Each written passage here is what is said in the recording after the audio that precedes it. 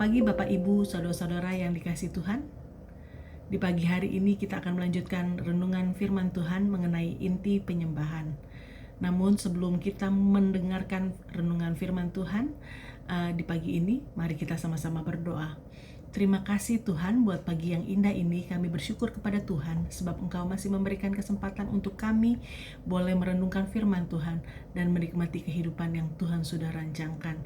Berikanlah telinga seorang murid untuk kami dapat mendengar suara-Mu, dan lembutkanlah hati kami supaya kami dapat mengerjakannya sesuai dengan kerinduan Allah dalam hidup kami. Mari Tuhan berkati kami semua. Di dalam nama Tuhan Yesus Kristus kami sudah berdoa. Amin. Pagi ini kita akan mendengar renungan firman Tuhan dengan judul Inti Penyembahan. Ada 3 ayat tema yang akan kita sama-sama baca, yaitu di dalam Roma 6 ayat 13, Roma 12 ayat 1, dan Roma 5 ayat 8. Kita akan baca yang pertama di dalam Roma 6 ayat 13. Dan janganlah kamu menyerahkan anggota-anggota tubuhmu kepada dosa untuk dipakai sebagai senjata kelaliman. Tetapi serahkanlah dirimu kepada Allah sebagai orang-orang yang dahulu mati, tetapi yang sekarang hidup. Dan serahkanlah anggota-anggota tubuhmu kepada Allah untuk menjadi senjata-senjata kebenaran. Tubuh kita adalah senjata. Senjata adalah alat yang dipakai untuk mempertahankan diri atau berperang, membela negara, ideologi, atau tujuan lainnya. Diri kita dapat menjadi senjata yang dapat dipakai oleh siapapun untuk tujuannya.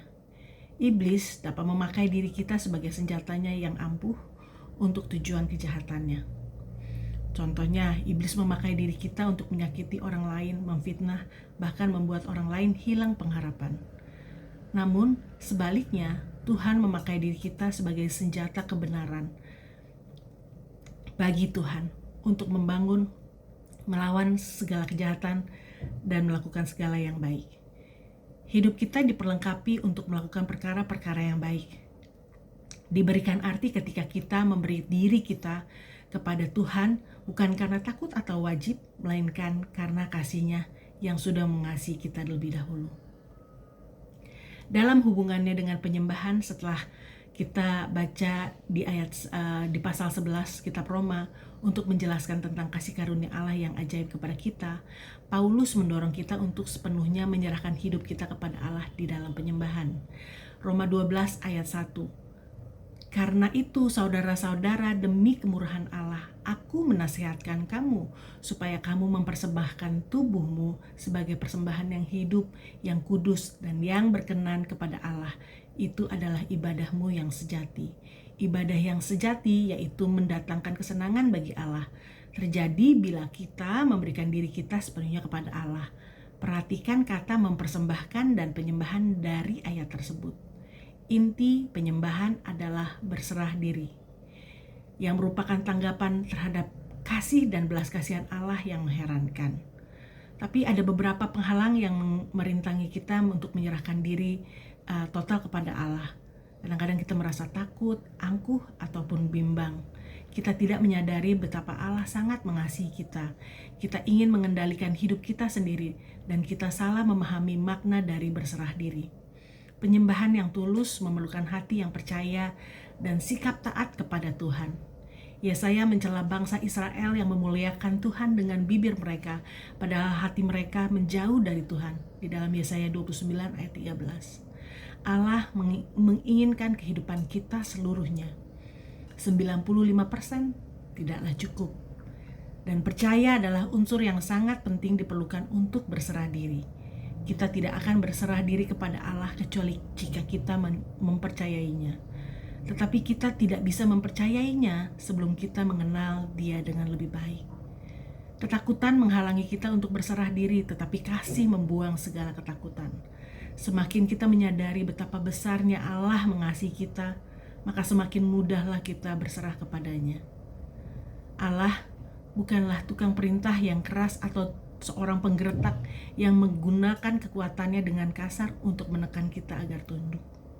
Dia tidak berusaha untuk menghancurkan kehendak kita, tetapi membujuk kita kepada dirinya agar kita dapat mempersembahkan diri kita dengan bebas kepada Dia. Allah adalah pengasih dan pembebas, dan berserah diri kepadanya menghasilkan kebebasan, bukan belenggu. Bila kita sepenuhnya menyerahkan diri kita kepada Yesus, Kita menemukan bahwa Dia bukanlah seorang tiran, melainkan seorang penyelamat. Bukan seorang bos, melainkan seorang saudara. Bukan seorang diktator, melainkan seorang sahabat. Roma 5 ayat 8. Akan tetapi Allah menunjukkan kasih-Nya kepada kita oleh karena Kristus telah mati untuk kita ketika kita masih berdosa. Dia tidak mengasihi kita berdasarkan apa yang kita lakukan atau bagaimana kita melakukannya. Dia tidak mengasihi kita hanya selama kita mengasihi Dia. Dia mengasihi kita bahkan ketika kita masih berdosa, tanpa syarat, tidak tergantung siapa kita. Secara singkat, di akhir dari renungan firman Tuhan hari ini, inti penyembahan mengingatkan kita bahwa tubuh kita adalah senjata kebenaran. Sebab itu mari persembahkan tubuh kita sebagai ibadah yang sejati, bukan karena terpaksa, tetapi karena Kristus mengasihi kita terlebih dahulu.